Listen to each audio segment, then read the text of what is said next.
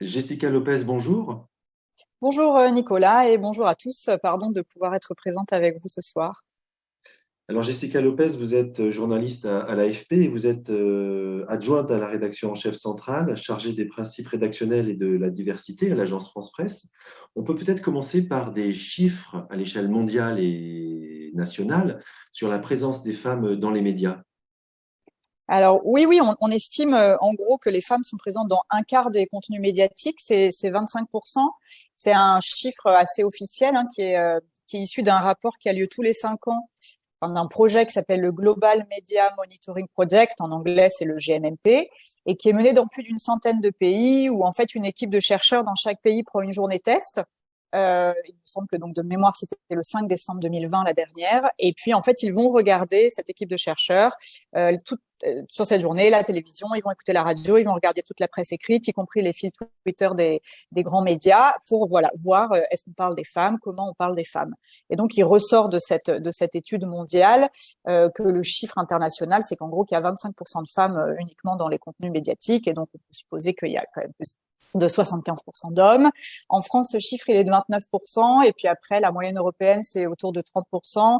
Et après, il y a des pays, les pays américains, les pays anglo-saxons, le Canada, qui vont au-dessus des 30% de représentation de femmes dans leurs médias sur cette journée test. Alors, du coup, ça devient un chiffre pendant 5 ans. C'est le chiffre officiel. Mais voilà, c'est vraiment que sur une journée.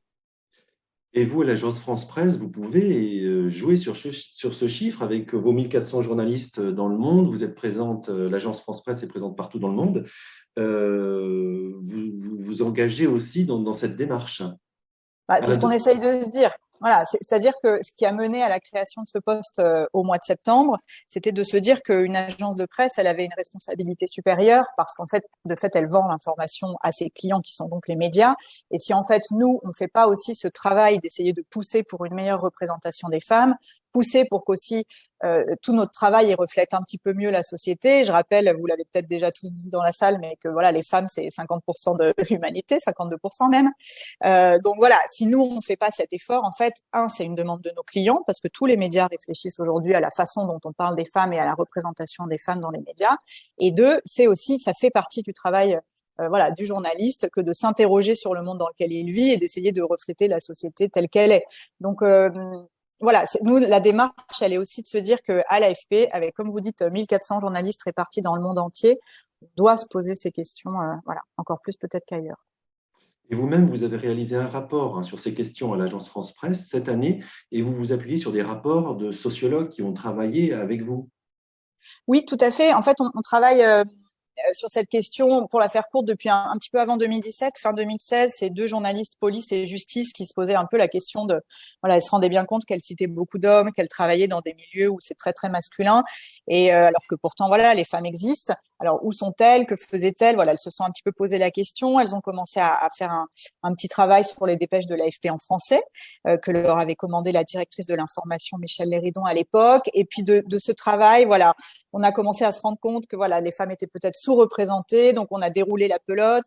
On a travaillé avec une sociologue de l'université de Toulouse qui s'appelle Marlène Coulonguli, qui est un peu la spécialiste de ces questions en France.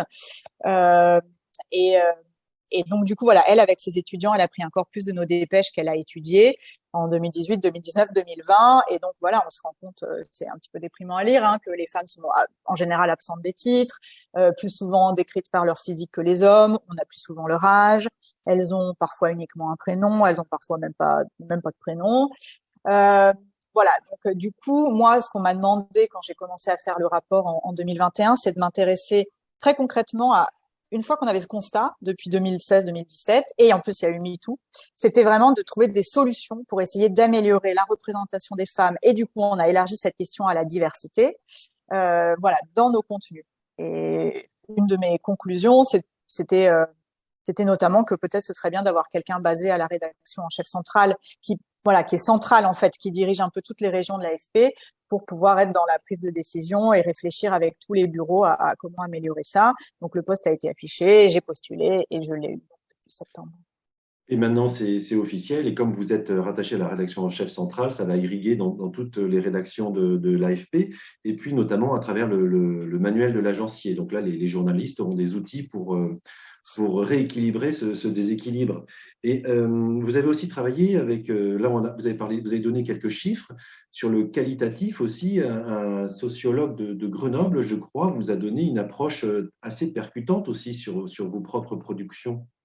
Oui, tout à fait. En fait, l'AFP est partenaire d'une équipe de chercheurs de Sciences Po Grenoble qui a mis en place un algorithme qui détecte automatiquement les mentions de femmes. Alors, c'est encore en étude, hein, justement. En fait, il se teste un petit peu avec nous. Donc, il a mis en place un algorithme qui détecte automatiquement les mentions de femmes dans les articles. Donc, c'est très précieux. Et donc, on travaille avec lui, on est partenaire. Et en plus voilà, donc de nous donner un peu un chiffre de temps en temps sur la présence des hommes et des femmes dans nos dépêches, il a étudié aussi la façon dont on parle des femmes. Il y a un petit volet qualitatif dans son étude. Et donc, il est allé voir, je dis il, c'est l'algorithme, enfin voilà, tout le monde comprend, les verbes qu'on utilise majoritairement dans les citations. Donc, par exemple, il a déterminé, cet algorithme, que quand on cite un homme, l'homme, il va davantage proposer, annoncer, penser. Alors, la femme, elle va plutôt davantage, dans nos dépêches, raconter, murmurer, soupirer, nuancer. Voilà. Et donc, ça, c'est très frappant, en fait. Ça, quand on en parle entre nous, tout le monde tombe de sa chaise en disant mais c'est des biais complètement inconscients. Et voilà, ça revient aussi au rôle dans lesquels on met aussi les gens parfois dans nos articles sans le vouloir. C'est inconscient parfois avec voilà toutes les bonnes intentions du monde. Et ben on finit quand même par avoir l'homme qui pense, l'homme qui annonce et la femme qui est victime, la femme qui souffre de quelque chose. Voilà. Et c'est pour ça que c'est aussi important de se poser la question de qui on cite en tant qu'expert, qui apporte un peu voilà les données scientifiques, qui apporte le raisonnement dans nos articles. Voilà, c'est très important d'avoir des bons experts et donc c'est pour ça que c'est important de citer des femmes aussi. Et justement, pour finir sur les experts et les expertes, c'est un point aussi très important. Pouvez-vous nous donner un chiffre et votre objectif par rapport à ces personnes qui transmettent le savoir? Alors l'objectif, il peut sembler modeste, hein, mais bon, pareil, c'est encore une histoire de calcul, mais c'est vrai que symboliquement, moi, j'aimerais qu'on dépasse la barre des 30% parce que justement, cette étude de Marlène Coulon-Gully que je citais précédemment, elle indique que dans les experts que l'on cite, il y a moins de 30% de femmes et donc plus de 70% d'hommes. Ce qui fait qu'en fait, 7 personnes sur 10 qui va apporter un regard scientifique, prendre de la hauteur, vous donner les clés de compréhension dans votre article, c'est plutôt des hommes. Et nous, on estime à l'AFP que c'est aussi important que les petites filles et les femmes voient des femmes dans des rôles de leader et que les garçons et les hommes, les jeunes hommes, voient aussi des femmes dans ces rôles-là. Et donc voilà, il y a un vrai travail à mener sur les experts. Alors bien sûr, c'est difficile, hein, personne ne dit que c'est facile, mais on doit se poser la question, et encore plus, je trouve, dans des papiers froids, parce que voilà, l'AFP, c'est de l'actu très chaude, et donc voilà, bah parfois, oui, bah un discours de Macron, un discours de Zelensky, un discours de Poutine, c'est évident que voilà, on peut pas se poser en plus la question de l'équilibre, tout ça, mais de se dire, bah là, je vais faire un papier froid, un papier d'analyse, un papier peut-être plus diplo ou un papier, je ne sais pas, et voilà, et là, essayer de faire cet effort parfois de compenser et de se dire, je cite tout le temps les mêmes personnes.